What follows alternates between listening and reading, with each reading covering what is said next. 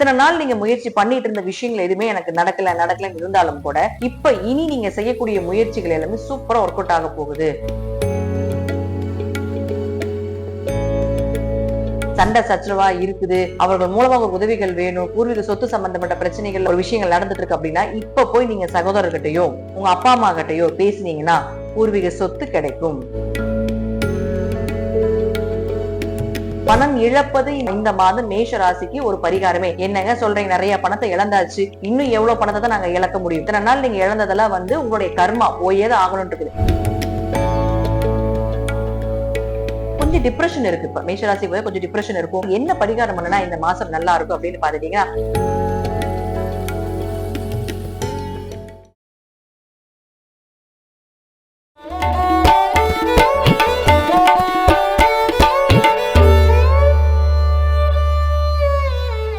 திருச்சிற்றம்பலம். தென்னாடுடைய சிவனை போற்றி, எந்நாட்டவருக்கும் இறைவா போற்றி. IBN பக்தி சேனல் நேயர்கள் அனைவருக்கும் அன்பான வணக்கங்கள். ஆகஸ்ட் மாத பலன்களை பத்தி நம்ம பார்க்க போறோம். இந்த மாதம் முதல்ல என்னென்ன கிரகங்கள் மாறுறாங்க அப்படிங்கறத பாத்திரலாம். சூரியனும் குருவும் 17ஆம் தேதி வரைக்கும் பாத்துட்டீங்கன்னா கடக வீட்டிலேயே சிவராஜ யோகத்தோட செயல்பட போகிறார்கள். அடுத்தது பாத்துட்டீங்கன்னா இந்த சூரியன் 17ஆம் தேதிக்கு மேல கேதுவோட சேர போகிறார். இந்த கேது சேர்க்கை அப்படிங்கிறது பாத்துட்டீங்கன்னா சூரியன் கேது சேர்க்கை பித்ரு தோஷம் இதெல்லாம் நம்ம சொன்னாலும் கூட, முன்னோர்கள் தோஷம் அப்படின்னு சொன்னாலும் கூட, இது மிகப்பெரிய ஒரு தலைமை, அதே போல தலைமை பண்பு, தலைவர்கள் அப்படின்னு சொல்லக்கூடியவரும் அவர்களை உருவாக்கக்கூடிய ஒரு கிரக சேர்க்கையாக இந்த அமைப்பு இருக்கும். அரசியல்வாதிகளுக்கு, அரசாங்கத்துக்கே அட்வைஸ் பண்ணக்கூடிய ஒரு சேர்க்கை அப்படிங்கிறது இந்த சூரியன் கேது சேர்க்கை. அப்பா சொத்து, பூர்வீக சொத்து இதெல்லாம் கிடைக்காது. அப்பா உறவுகள் மூலமாக பகைதான். ஆனா யாருடைய உதவிகளும் இல்லாம தன் கையை ஊன்றி தானாக மேல செயல்படுத்தக்கூடிய ஒரு சேர்க்கை. இதுவும் சூரியன் 17ஆம் தேதிக்கு மேல கொடுக்க போகிறார். இதெல்லாம் யாருக்கு அப்படிங்கறத நம்ம பார்க்கலாம். அதே போல புதனும் குருவும் சேர்ந்து கடக வீட்டுல இருக்காங்க 22ஆம் தேதி வரைக்கும். இது மகா சரஸ்வதி யோகம் அப்படின்னு சொல்லுவோம். இந்த சரஸ்வதி யோகம் அப்படிங்கிறது கலைகள், ஞானம், சாஸ்திரங்கள் இது சம்பந்தப்பட்ட அமைப்பு. எவ்வளவுதான் நம்ம வசதி வாய்ப்புகள் இருந்தாலும் கூட சரஸ்வதி யோகம் இருந்தால் மட்டும்தான் அந்த செல்வத்தை நாம நிலைநிறுத்த முடியும்.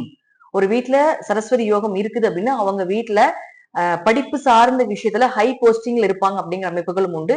நல்ல சம்பாத்தியம் பண்ணுவாங்க, நல்ல சேஃப்டியா பண்ணி வச்சிருப்பாங்க எல்லா அமௌண்ட் அப்படிங்கிற அமைப்புகளும் உண்டு. சோ அதுவும் உங்களுக்கு இந்த மாசம் இருக்கா, உங்க ஜாதத்துல இருக்கான்னு பாத்துக்கோங்க. அப்படி இல்லாம இருந்தாலும் என்ன பண்ணும் இந்த மாசம் அப்படிங்கிறது ஒரு ராசிக்கும் நம்ம பாத்துக்கலாம். அடுத்தது நம்மளுடைய ஹீரோவாக இருக்கக்கூடிய சனி பகவான் தான் வக்ரகதி அடைஞ்சிட்டாரு.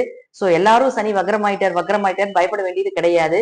உங்க ஜாதகத்துல சனி வக்ரமாக இருந்தால் முழுக்க முழுக்க முழுக்க யோகத்தை கொடுக்க போகிறார். பெரிய ஜாக்பாட் இந்த 136 நாட்களும் மிகப்பெரிய யோகத்தை வாரி வழங்க போகிறார் அப்படிங்கிற அமைப்புகளும் உண்டு. இல்ல எங்களுக்கு சனி வக்ரமாக இல்லை அப்படின்னா வக்ரமாக இல்லாதவர்களுக்கும் நடக்காத விஷயத்தை நடத்தி காட்டுவார் அப்படிங்கிற அமைப்புகளும் உண்டு. சோ உங்க ஜாதகத்துல அதை செக் பண்ணி பாத்துக்கோங்க. இப்போ ஒவ்வொரு ராசிக்கும் இந்த யோகங்கள் எல்லாமே என்ன செய்ய போகுது, யாருக்கெல்லாம் யோகமாக மிக ராஜயோகமாக கிடைக்க போகுது அப்படிங்கறதையும் ஒவ்வொரு ராசிக்கும் நம்ம பார்க்கலாம். மேஷ ராசிக்குண்டான ஆகஸ்ட் மாத பலன்களை பத்தி பார்க்கலாம். மேஷ ராசி 7.5 சனி நடந்துட்டு இருக்கு.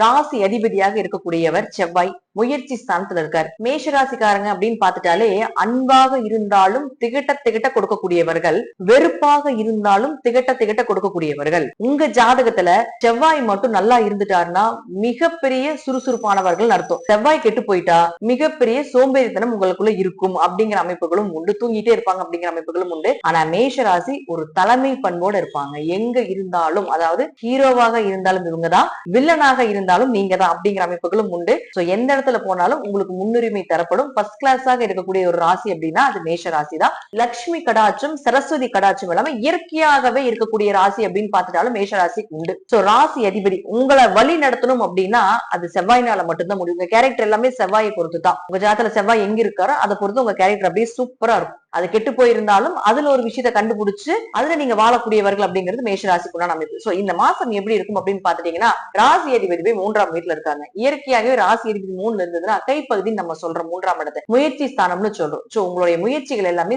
சடனா பாத்துட்டீங்கன்னா சூப்பரா ஒர்க் அவுட் ஆக போகுது. என்ன முயற்சி பண்றீங்க அதெல்லாம் நடக்க போகுது. இதனால 7.5 சனி நடந்துட்டு இருந்தது, 7.5 சனி எங்களுக்கு எதுவுமே நடக்கலீங்க, 7.5 சனி எல்லாமே டிராப் பேக் ஆயிருச்சு, நாங்க என்னெல்லாம் பண்ணணும்னு நினைக்கிறோமோ அதை என்ன முயற்சி பண்ணாலும் நடக்க மாட்டேங்குது, நண்பர்களுக்குள்ள சண்டை, பத்தாவதுக்கு உடம்பு வேற சரியில்லை, அம்மா கூட சண்டை, வீட்டுக்குள்ள இருக்கிறதுக்கு பிடிக்கல, கையில இருந்த காசு எல்லாம் கரைஞ்சு போச்சு. இப்போ சனி வக்ரம் ஆயிருக்கு, நல்லா புரிஞ்சுக்கணும். இப்போ சனி வக்ரம் ஆகக்கூடிய காலகட்டங்கள்ல கொஞ்சம் பணப்புழக்கங்கள் ஜாஸ்தி ஆகும். சேஃப்டி அமௌண்ட் பண்ண போறீங்க.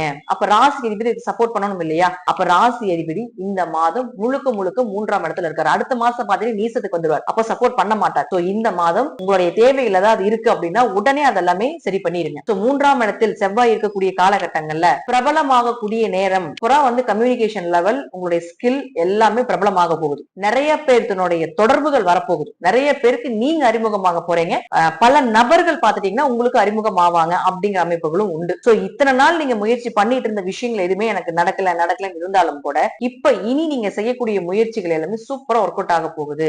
ஏன்னா 7.5 சனி வரும் பொழுது கொஞ்சம் உத்திரட்டாதி நட்சத்திரத்துக்கு பின்னாடி பேக்ல வந்தாரு சனி பகவான். அப்போ சீக்கிரமா பாத்துட்டீங்கன்னா உங்களுக்கு என்னென்ன விஷயங்கள் நடக்காம இருக்குதோ அதெல்லாமே ஸ்பீடா நடக்க போகுது. இது ஃபர்ஸ்டா வரக்கூடிய விஷயம். அதே போல 3ஆம் இடங்கிறது சகோதரர். இத்தனை நாள் உங்க சகோதரர் உங்களுக்கு பிரச்சனை பண்ணிட்டு இருக்காங்க, சண்டை சச்சரவா இருக்குது, அவர்கள் மூலமாக உதவிகள் வேணும், பூர்வீக சொத்து சம்பந்தப்பட்ட பிரச்சனைகள் ஒரு விஷயங்கள் நடந்துட்டு இருக்கு அப்படின்னா இப்ப போய் நீங்க சகோதரர்கிட்டயோ உங்க அப்பா அம்மா கிட்டயோ பேசினீங்கன்னா பூர்வீக சொத்து கிடைக்கும், ஒரு ஹெல்ப் கிடைக்கும், ஒரு உதவி கிடைக்கும். அதே போல கலைகள் சம்பந்தப்பட்ட விஷயத்துல நீங்க இருக்கீங்கன்னு வச்சுக்கோங்களேன், அதுவும் குறிப்பிட்டு பாத்துட்டீங்கன்னா பாட்டு, நடனம், பரதநாட்டியம், அதே போல ஸ்போர்ட்ஸ் சம்பந்தப்பட்ட விஷயத்துல எல்லாமே மேசராசிக்கு ரொம்ப இன்ட்ரெஸ்டடா இருப்பீங்க. சோ இதெல்லாம் இருக்கிறீங்க அப்படின்னா இந்த காலகட்டங்கள்ல உங்களுடைய முயற்சிகள் பலிதமாகும். கண்டிப்பா ஒரு பேர் வாங்குவீங்க, ஒரு அவார்ட் வாங்குவீங்க. அதெல்லாம் நடக்காம போகவே போகாது. மேசராசி இதை செக் பண்ணி பாருங்க. அதற்கு முன்னாடி முயற்சி நீங்க கடுமையா எடுங்க, நிச்சயமா அதனுடைய வெற்றி வகை நீங்க சொல்லிட்டு தான் வருவீங்க அப்படிங்கிற அமைப்புகளும் உண்டு. அடுத்தது பாருங்க, உங்களுடைய 2 மற்றும் 7ஆம் அதிபதியான சுக்கிரன் நீசத்துக்கு வராரு, 6ஆம் இடத்துக்கு வராரு கன்னியா வீட்டுல. சோ அந்த இடத்துல சனியும் பார்க்கிறார், அதே மாதிரி குருவினுடைய தொடர்பும் அந்த கன்னிக்குண்டு. சோ அந்த இடத்துல உங்களுடைய 2ஆம் அதிபதி போய் நிற்கும் பொழுது கொஞ்சம் பணம் விரயம் ஆகத்தான் செய்யும். ஏன்னா நீசம் பணம் இழப்பது இந்த மாதம் மேஷ ராசிக்கு ஒரு பரிகாரமே. என்னங்க சொல்றீங்க, நிறைய பணத்தை இழந்தாச்சு, இன்னும் எவ்வளவு பணத்தை தான் நாங்க இழக்க முடியும்? இத்தனை நாள் நீங்க இழந்ததெல்லாம் உங்களுடைய கர்மா போயேதான் ஆகணும் இருக்குது. ஆனா இப்ப நீங்க ஒரு சின்ன ஒரு இழப்புகள் செய்யறது பாத்துட்டீங்கன்னா அது நீங்க உங்களுக்கு அந்த மாதிரி பணம் நீங்க வாண்டடா நீங்க இழக்கலாம். சோ ஒரு ஹாஸ்பிட்டல் செலவு பண்ணலாம், ஒரு மருத்துவ செலவுக்கா யாருக்காவது ஒரு உதவிகள் செய்யலாம். அதே போல பாத்துட்டீங்கன்னா நீங்க கோயிலுக்கு நிறைய உதவிகள் செய்யலாம், ஒரு சாமிக்கு செய்யறது, தானங்கள் செய்யறது. இயற்கையாகவே தர்ம ராசி தானே மேஷம், நிறைய தான தர்மங்கள் நிறைய செய்யும். சோ அப்படி இருக்கும்போது இதுவும் நீங்க பண்ணினீங்கனாலும் உங்களுக்கு அது ஒரு தோஷ நிவர்த்தியை ஏற்படுத்தி கொடுக்கும். இதனால உங்க குடும்பத்துல வளர்ச்சி ஏற்படும், உங்க பேச்சுக்கு மரியாதை கிடைக்க போகுது. திருமணம் சார்ந்த விஷயத்துல மட்டும் கொஞ்சம் கவனமா இருக்கும். அதே போல கணவன் மனைவி சார்ந்த விஷயத்துல ஏன்னா ஒரு 7ஆம் அதிபதி ஆகிறார் இல்லையா, நீசமா இருக்கிறனால இந்த புதுசா வரன் பாக்குறதெல்லாம் வேண்டாம். புது வரன்கள் பாக்குறோம் அதெல்லாம் இந்த மாசம் கொஞ்சம் தவிர்த்து கொள்வது நல்லது. சுக்கிரன் நீசமாக இருக்கிறதுனால எதிர்பார்த்த வரன்கள் கிடைக்காது அப்படிங்கிறது நம்ம எடுத்துக்கலாம். அதே போல பாத்துட்டீங்கன்னா உங்களுக்கு பிடிக்காதுன்னு வச்சுக்கோங்களேன், மனசுக்கு பிடிக்காது அப்படிங்கிறதும் உண்டு. சோ அதனால இந்த சுக்கிரன் அடுத்தது பாத்துட்டீங்கன்னா உங்களுக்கு 7ஆம் இடத்துக்கு ஆட்சி பலம் பெற்று அடுத்த மாசம் வந்துருவார். சோ அப்ப வரன்கள் நல்லா வரும், உங்களுக்கு பிடிச்ச வரன்லாம் வரும். சோ இதை மட்டும் கொஞ்சம் போக்கஸ்ல நம்ம பேக்ல கொண்டு வந்துக்கலாம். மத்தபடி பாத்தீங்கன்னா பணம் சம்பாதிக்கிறது எப்படி, பொருளாதாரத்துக்கு உங்களுக்கு குருவினுடைய தொடர்பு இருக்கிறதுனால கண்டிப்பா பொருளாதார வளர்ச்சிகள் நடக்கிறது, இதெல்லாம் சூப்பரா இருக்க போகுது. இன்னும் கொஞ்சம் பணத்தை அதிகமா சேர்த்த போறீங்க, ஒரு சேஃப்டி அமௌண்ட் பண்ண போறீங்க மேஷ ராசிக்காரங்க. சோ முழுக்க முழுக்க முழுக்க பாத்துட்டீங்கன்னா மேஷத்துக்கு யோகத்தை சுக்கிரன் வாரிதான் வழங்க போகிறார் அப்படிங்கிற அமைப்புகளும் உண்டு. அடுத்தது புதனை பொறுத்த வரைக்கும் 3-6 குடையர் இல்லையா, குருவோட சேர்ந்து சரஸ்வதி யோகத்துல இருக்காங்கன்னு சொல்லுவாங்க. மேஷராசி தாங்க இயற்கையாகவே சரஸ்வதி கடாட்சம் அதிகமா இருக்கும். ஏன்னா அங்க அஸ்வினி நட்சத்திரம் இருக்கு. அப்போ அஸ்வினி நட்சத்திரத்தின் அதிபதி யாருன்னு பாத்துட்டீங்கன்னா சரஸ்வதி தான், கூத்தனூர் சரஸ்வதி நம்ம சொல்லுவோம். அப்ப இந்த சேர்க்கை இப்ப இருக்குது அப்படின்னு பாத்துட்டீங்கன்னா இந்த குருவும் புதனும் சேர்ந்து நல்ல படிப்பு, நல்ல நாலேஜ், படிப்புக்குண்டான வேலை இல்லாம இருக்கக்கூடிய மேஷ ராசி அன்பர்களுக்கு இந்த மாதம் ட்ரை பண்ணுங்க, கண்டிப்பாக படிப்புக்குண்டான வேலை கிடைக்கும். ஏன்னா 6ஆம் இடம் தான் வேலையை சொல்லக்கூடிய ஒரு இடம். அப்ப 6ஆம் இடத்து அதிபதி யாரு உங்களுக்கு, புதன் தானே. அப்ப அவர் போய் குருவோடு இருக்கும்போது எப்படி செய்யாம இருப்பாரு? கண்டிப்பாக படிப்புக்குண்டான வேலை கிடைக்கும். படிச்சிருக்கிறோம், வெளிநாட்டுல வேலை வேணும், ரொம்ப ட்ரை பண்றோம், கிடைக்க மாட்டேங்குது. இப்ப சனி வக்ரமா இருக்காரு இல்லையா, அப்ப வெளிநாட்டுல கண்டிப்பா உங்களுக்கு வேலை உண்டு. மேஷராசிக்காரங்க மேக்சிமம் பாத்தீங்கன்னா 60% வெளிநாடு ஜாதகமாக இருக்கக்கூடியவர்கள் எல்லாமே வெளிநாடு போயாச்சு, அங்க இருக்கக்கூடியவர்களுக்கு வேலை கிடைச்சாச்சு. ஒரு சிலருக்கு இந்த தசாபுத்தி பாக்குறப்போ வேலை கிடைக்காம இருக்குது அப்படின்னா அது நீங்க ஜாதகத்தை பார்த்து என்ன வழிபாடுகள் பண்ணணுமோ பண்ணிக்கோங்க. பட் இருந்தாலும் உங்க ஜாதகம் வெளிநாட்டு ஜாதகமாக இருக்கு அல்லது உங்க ஜாதகத்துல இப்ப வேலைக்கு போறதுக்கு உண்டான வாய்ப்புகள் இருக்கு அப்படின்னா தாராளமாக இந்த மாதம் ட்ரை பண்ணுங்க, சூப்பரா நடக்க போகுது. அதுவும் உங்க படிப்புக்கு உண்டான வேலைதான் வேணும்னு சொல்லிட்டு ஒரு சிலர் பாத்தீங்கன்னா பிடிவாதமா இருப்போம் இல்லையா, மேஷராசிக்கு பிடிவாதம் அப்படிங்கிறது ரத்தத்திலேயே ஊர்னது இல்லையா, நான் இப்படிதான், என்னோட கேரக்டர் இப்படிதான், எனக்கு பிடிச்சாதான் நான் செய்வேன், என்னோட வேலையை நான் செய்ய போறேன் அப்படின்னு ஒரு சிலர் சொல்லுவோம் இல்லையா? அப்படி இருக்கக்கூடிய மேஷ ராசிக்காரர்களுக்கு இந்த மாதம் பார்த்துட்டே உங்க படிப்புக்கு உண்டான வேலை கிடைக்க போகுது.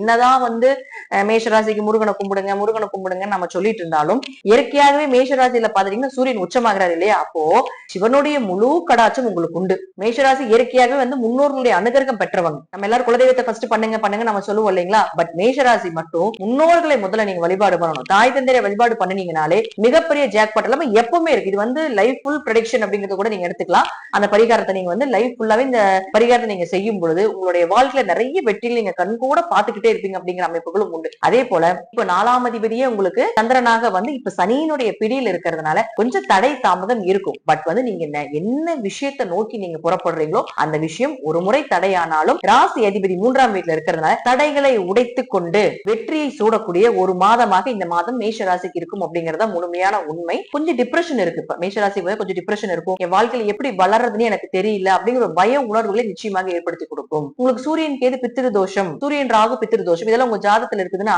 இந்த தடவை நீங்க போய் செய்து வரக்கூடிய இந்த பித்திரு தோஷம் முன்னோர்கள் சாபம் இதெல்லாம் நம்ம சொல்லிட்டு இல்லையா? திலகமும் பண்ணுங்க, பித்திரு சாபம் நிவர்த்தி பண்ணுங்க, உங்க ஜாதத்துல இதெல்லாம் இருக்கு அப்படின்னு சொல்லுவோம் இல்லைங்களா? இந்த மாசம் போய் பண்ணுங்க. உங்க பித்திருக்கள் அருமையை ஏத்துக்குவாங்க. பல வருடங்களாக நீங்க பரிகாரம் பண்ணாம இருந்தீங்கனாலும் கூட இந்த மாதத்துல நீங்க போய் பண்ணும்போது நிச்சயமாக அதை ஏற்றுக்கொள்வார்கள். 12 மாசத்துல இந்த மாசம் அதுவும் 17ஆம் தேதிக்கு மேல போய் பண்றீங்க. உங்க ஜாதத்துல சூரியன் கேது சூரியன் ராகுலாம் இருக்குதுன்னா பூர்வீக சொத்து இதெல்லாம் அனுபவிக்க முடியாது. குலதெய்வத்துல போய் கும்பிட முடியாது, அப்பா சொத்து அனுபவிக்க முடியாது. இப்படி பல விஷயத்த நம்ம சொன்னாலும் கூட தானாக கையூன்றி மேல ஜெயித்து பெயர் புகழ் மதிப்போட வாழக்கூடிய அமைப்பு எல்லாமே உங்க ஜாதத்துல சூரியன் கேது சேர்க்கை இருக்கான்னு பாருங்க. நிச்சயமா நடக்கும். அது எந்த மாற்று கருத்தும் இல்ல. சரி, மேஷ ராசி என்ன பரிகாரம் பண்ணனா இந்த மாசம் நல்லா இருக்கும் அப்படின்னு பாத்துட்டீங்கன்னா சிவனுக்கு வில்வ அர்ச்சனை செய்வது ரொம்ப விசேஷம். சகஸ்கர நாம அர்ச்சனை செய்வது ரொம்ப விசேஷம். உங்க வீட்டுக்கு அருகில் இருக்கக்கூடிய ஏதாவது ஒரு பழமையான சிவன் ஸ்தலத்துக்கு போங்க.